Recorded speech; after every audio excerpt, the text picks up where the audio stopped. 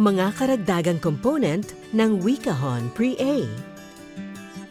Ang mga karagdagang component sa Wikahon Pre-A ay magbibigay ng oportunidad sa mga mag-aaral na makagamit ng mga material sa pagkatuto at maiproseso ang bagong kasanayang ipinakikilala sa bawat seleksyon.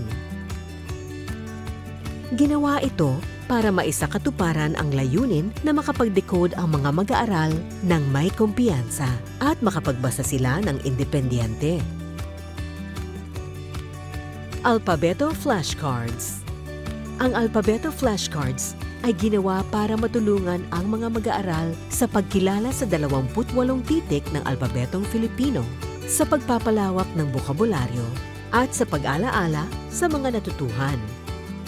Ang harap ay may larawang nagsisimula sa titik na ipinakikilala na maaaring gamitin upang mapaunlad ang phonemic awareness at mahikayat ang mga mag-aaral na mag-isip ng iba pang salitang nagsisimula rito.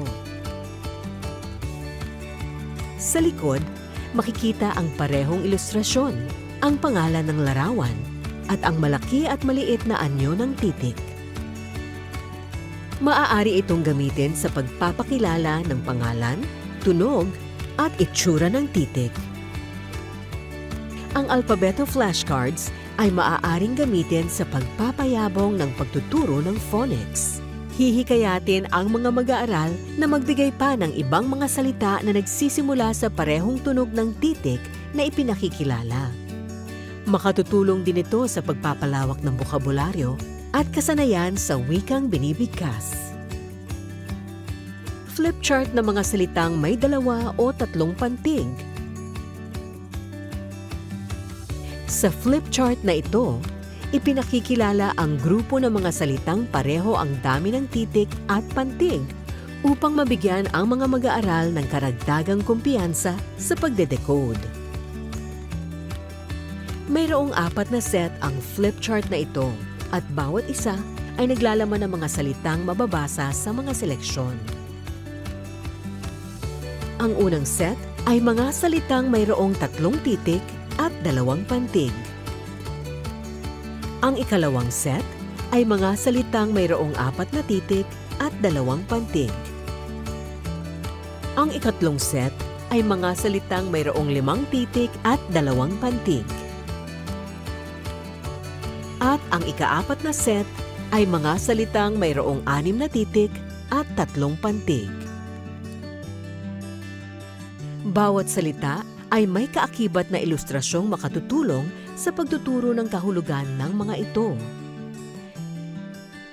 Dagdag pa rito, ang mga salita ay isinaayos ayon sa pagkakasunod-sunod ng mga titik gamit ang marungko approach, nang sa gayon ay magamit din ito sa pagpapakilala ng mga titik sa klase at sa pagsasanay sa pagpapantig. Flip chart ng mga pantulong na kataga at mga salitang madalas gamitin sa Filipino.